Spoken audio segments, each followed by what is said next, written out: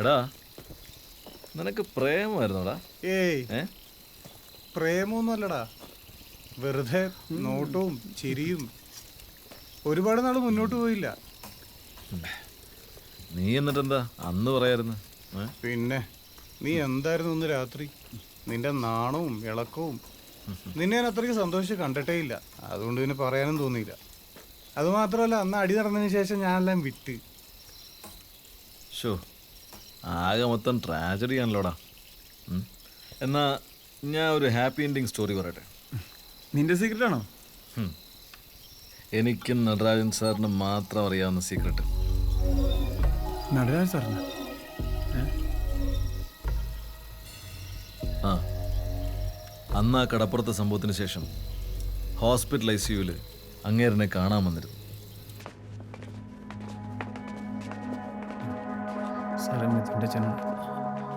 നമസ്കാരം. കിടന്നോ കിടന്നോ. വേദനയുണ്ടോ? നമ്മുടെ ആളുകളുടെ കുത്തായോണ്ട് വേദന തീരെയില്ല സാറേ. സാറിന് മുനമ്പും ബോട്ട് ആക്സിഡൻ്റ് ഓർമ്മയുണ്ടോ? കുറച്ചു കാലം മുമ്പാണ്. 32 പേര് മരിച്ചു. അതിൽ 6 മാസം പ്രായമുള്ളൊരു കുഞ്ഞിനെ ബോട്ടിൻ്റെ സ്രാങ്ക് സെലവും രക്ഷപ്പെടുത്തി. 2 ദിവസം കഴിഞ്ഞ് ഞാൻ ഹോസ്പിറ്റലിൽ പോയി നോക്കി. ആ കുഞ്ഞിന് എന്തായി എന്നറിയാൻ. അപ്പോഴാണ് ഞാൻ അറിഞ്ഞത് ആ കുഞ്ഞിൻ്റെ അച്ഛനും അമ്മയും മരിച്ചുപോയി. ബന്ധുക്കൾ ആരും ഏറ്റെടുക്കാൻ വന്നില്ല. ഒറ്റക്കിട്ടിട്ട് പോവാൻ തോന്നില്ല ഏട്ടാ. അങ്ങനെ ഞാൻ അവനെടുത്ത് ഈ സ്വന്തം ചോരെന്ന് പറയുന്നതിൽ വലിയ കാര്യമൊന്നുമില്ല ചേട്ടാ. ഇവനിപ്പോ എന്ന് ചോരയൊന്നുമില്ലല്ലോ. എന്നിട്ടും സംഘപടി. ആ പ്രായത്തിൽ തന്നെ ഞാൻ മരണം മുന്നിൽ കണ്ടു തുടങ്ങിയതാ സാറേ. പെട്ടെന്ന് ഒടുങ്ങൂല. നിന്റെ കഥയൊക്കെ കൊള്ളാം. കാണിച്ചത് ഫൗളായി പോയില്ലേ? നമ്മൾ ഭരിക്കുമ്പോൾ നമുക്കെതിരെ ഒരു സമരം നയിച്ചതേ. ഈ തമ്മിത്തല്ല് നാട്ടുകാരറിഞ്ഞാൽ പാർട്ടിക്കാ നാണക്കേട്. ഇന്നലെ നമ്മളും ഹിന്ദുസ്ഥാൻ ടെക്സ്റ്റൈൽസുമായി ഒരു ധാരണയിലെത്തി. നീ കോളനിക്കാരെ പറ്റിച്ച് കമ്പനിയിൽ നിന്ന് കാശ് വാങ്ങിച്ചതാണെന്ന് കമ്പനിക്കാരെ കൊണ്ട് തന്നെ നമ്മൾ പറയിപ്പിച്ചു.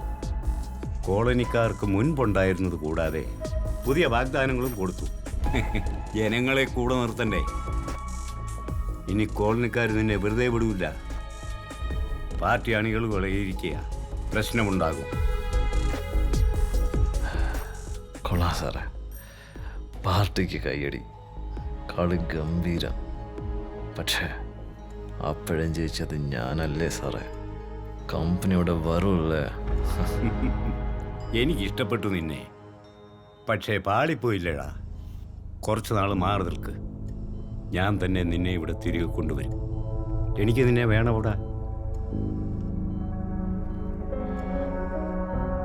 എല്ലാവരും ജയിച്ച്, കമ്പനി, പാർട്ടി, കോളനി കൊള്ളാം. പക്ഷേ ഞാനൊന്ന് വാ തുറന്ന പാർട്ടി നോർവില്ല സാറേ. നീ വാ തുറക്കരുത്. അതിലെനിക്കെന്താ മെച്ചം? അതെടി, നിനക്കെന്ത് വേണം? നീ ആലോചിച്ചിട്ട് പറയേ.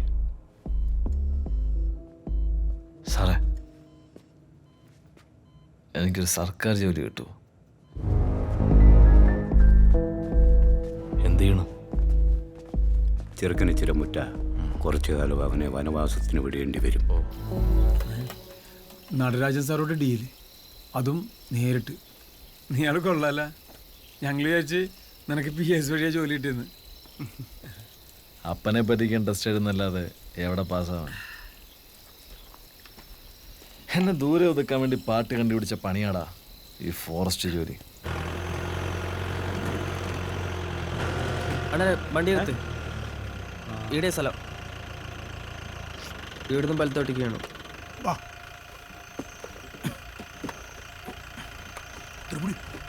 ഒരു കമ്പ്യൂട്ടർ കിട്ടോ അതിനോട്ട് നേരുന്നില്ലടാ. ഞാനൊന്നുമില്ല ആളുടെ കൂടെ. നിൽക്കാൻ പോണോ? ഉണ്ടാടോ, ഒറ്റയ്ക്കിരിക്കാൻ പേടിയുണ്ടാ? എന്ത് പേടി? തേങ്ങയാണ്.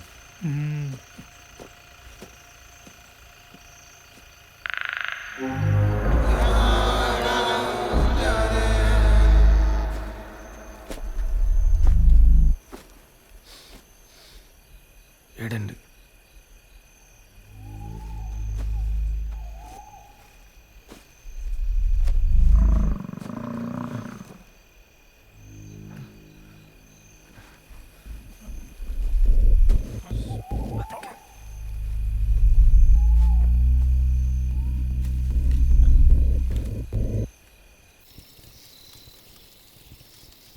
പറയടാ നിന്റെ സീക്രട്ട്. എനിക്കെന്ത് സീക്രട്ടാടാ, നിനക്കറിയാവുന്നതല്ലല്ലോ. എന്നാലും എന്തെങ്കിലുമൊക്കെ ഇല്ലായിരിക്കുമോ? നീ പറ. ഒന്നുമില്ലടാ.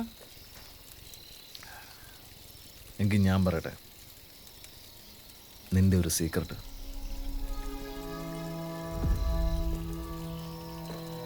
അന്ന് രാത്രി ബീച്ചിൽ 12 വെട്ടുണ്ടായിരുന്നു.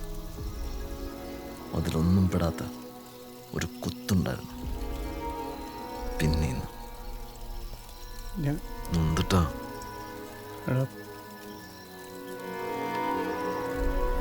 എനിക്കറിയാടാ, അന്ന് നീ അവർക്ക് എന്നെ കൊണ്ട് ഇട്ടുകൊടുത്താന്ന്.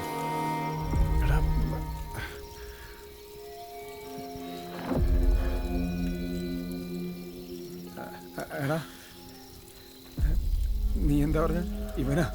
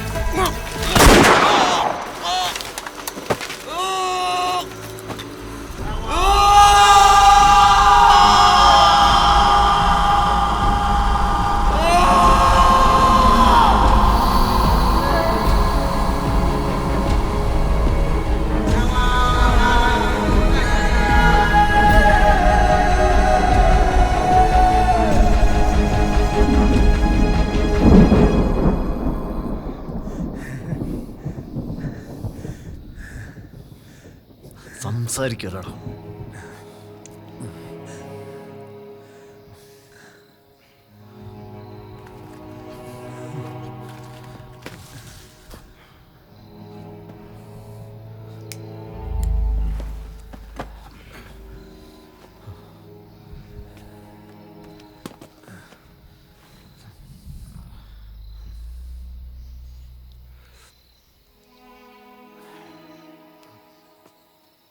പണ്ട് ഞാൻ നിൻ്റെ വീട്ടിൽ വരുന്നതൊന്നും നിൻ്റെ അമ്മയ്ക്ക് ഇഷ്ടമല്ലായിരുന്നു. കോളനി പയ്യനല്ലേ. പക്ഷെ നീ എനിക്ക് വേണ്ടി അമ്മയോട് അടി കൂടുമായിരുന്നു. അന്ന് എനിക്ക് നീ തന്ന ഫീൽ വേറെയാടാ. എനിക്കറിയാടാ നീ എന്നെക്കാളും മിടുക്കനാണെന്ന്.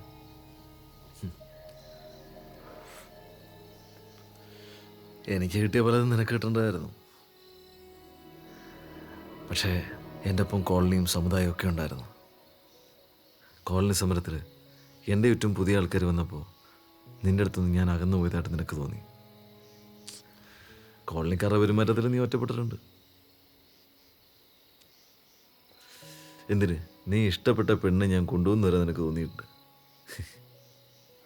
നിനക്കെല്ലാം പഴയ പോലെ വേണമായിരുന്നു.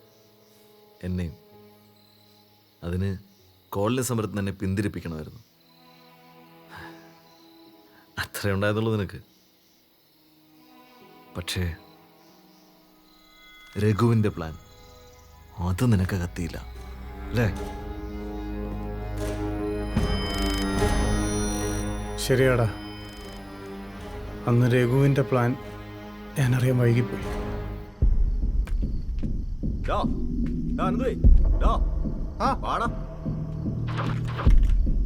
എടാ എല്ലാരും ഉണ്ടോടാ? കുറച്ചു നേരം എല്ലാരും എത്തിയിട്ട്. എന്താടാ?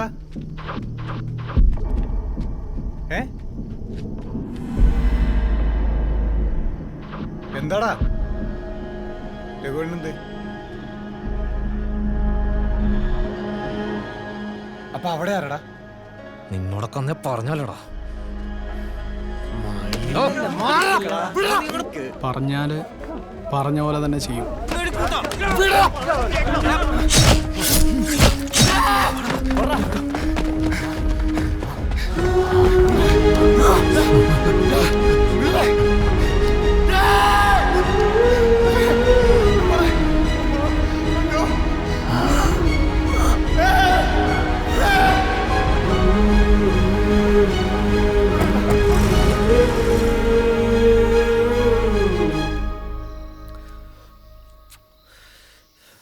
ഒന്നര വർഷം എടുത്തടാ നിന്നോടൊന്ന് ക്ഷമിക്കാൻ. അതാ ഞാൻ നാട്ടിലേക്ക് വരായിരുന്നത്. വന്നിരുന്ന ചിലപ്പോൾ കൊന്നേനെ നിന്നെ.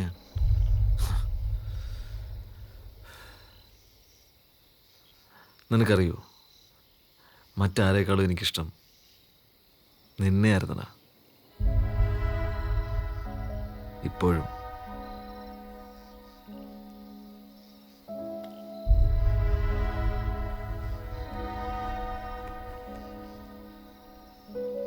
നീ കൊന്നില്ലെങ്കിലും കുറ്റബോധം കൊണ്ട് ഞാൻ മരിച്ചടാ. നിന്നെ പേടിച്ച് പേടിച്ച് ഞാൻ മരിച്ച്. നീ പറഞ്ഞില്ലേ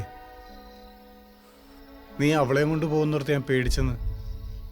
അങ്ങനെ അല്ലടാ, അവള് നിന്നെയും കൊണ്ട് പോകുന്നോർത്തായിരുന്നു എൻ്റെ പേടി. ഇപ്പൊ ആ പഴയ അനന്തമില്ലടാ. വെറും വാല്. ആർക്കും എന്തും ചെയ്യിക്കാൻ പറ്റത്തൊരു വാല്. ഇല്ലടാ, എല്ലാം തിരിച്ചു പിടിക്കും. ഞാൻ വരുവാ. ഓർമ്മയുണ്ടോ, രഘുവിനെ താങ്ങിയിടന്ന് എന്നെ മാറ്റിയത് നീയാ. വാലല്ല നീ, എൻ്റെ തലയാടാ.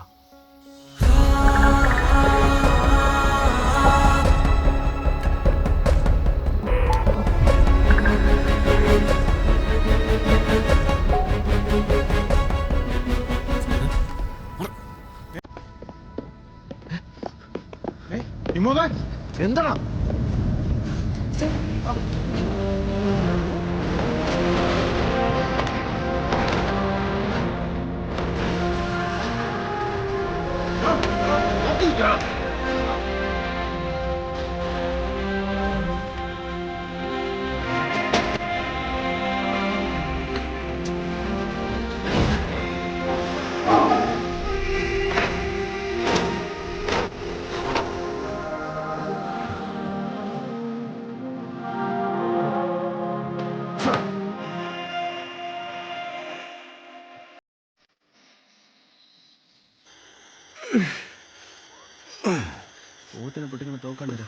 ഓരായതുകൊണ്ട് ഇത്ര നേരം പിടിച്ചെന്ന് ഉണ്ടാകത്തിരിക്കുക ഹോസ്പിറ്റലിൽ നമ്മളെന്നാ പറയാ നമ്മൾ പെടും അതിന് കൂടി വന്നാൽ അരമണിക്കൂർ ഫോറസ്റ്റാർ പട്രോളിങ് കഴിഞ്ഞ് വരുന്ന വഴി എനിക്കറിയാം. ആടെ ഇറക്കി വിടാം, അവർ കണ്ടോളും, നമുക്ക് രക്ഷപ്പെടുകയും ചെയ്യാം. എന്തൊരു ചെറ്റത്താണ് നീപ്പാണ്. നിങ്ങൾക്കിനൊന്നും വരാനൊന്നുമില്ല. ഞാനും എൻ്റെ ജീപ്പും എല്ലാം പെടും. എൻ്റെ മക്കള് പൊക്കോളാം നിങ്ങൾക്ക്. ജീവന്റെ വിലയേറെ അവിടെ നിനക്ക്. നീ കാടിന്റെ വെളിയിലൊന്നും എത്തിച്ചില്ലാവും. ഞാൻ കൊണ്ടുപോകണം അവനെ. ഒരിക്കലും വരണം എന്നോടെ. കിട്ടോ